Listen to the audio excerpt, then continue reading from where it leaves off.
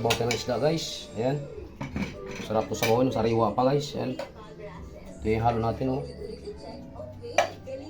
Saka ito. Prepare muna natin mga kahabi. Luto tayo nito. 4 na piraso lang guys. Ang mahal ng isda na ito. Ayan. So, masarap yan. Sariwa-sariwa guys. Malalaki yan mga kahabi. Ayan. Prepare muna natin mga kahabi. Ayan guys, kumulo na yung ating tubig guys.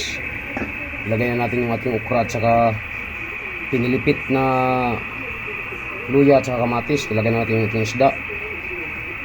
Binubuo lang natin mga kahabi. 4 lang para mayroon tayo sabaw. Pero sariwa yan mga kahabi. Ayan. Mahal nga lang yung isda na ito. Ayun. Okay, takpan naman natin mga kahabi para makulog, mabilis maluto. Guys, tingnan natin, o yun. Saglit na ang buhay ng isda. Ilagay na natin guys yung ating malunggay. Leaves, yan.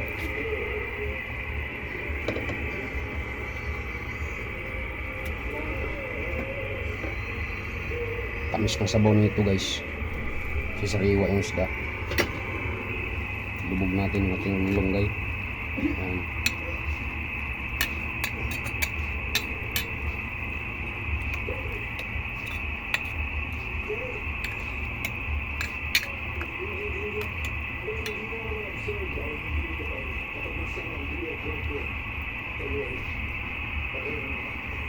Tikman natin mga kahabi. Natural lang na sabaw yan guys. Yan. Sarap ng sabaw. Mamaya guys, balikan namin kayo pag hanguhin na natin. So guys, yan. Uy! Naghamog pa yung ating camera mga kahabi. Kakaiba ang kanyang blue core. Namatay itong kasama niya. Ang unfair nito. Gusto lang naman niyang tumulong sa mga tao. Napigilaw sa mga tao. Si Astro ang muling umayos kay Zack. Yan. Meron ka bang sobrang enerhiya mula sa kanya? Pabibigyan mo kaya itong Tsaka okra guys. Yan.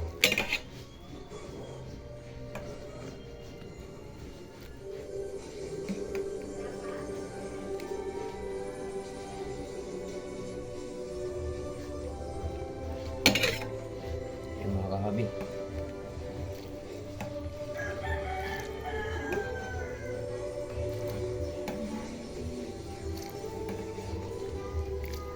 Okay.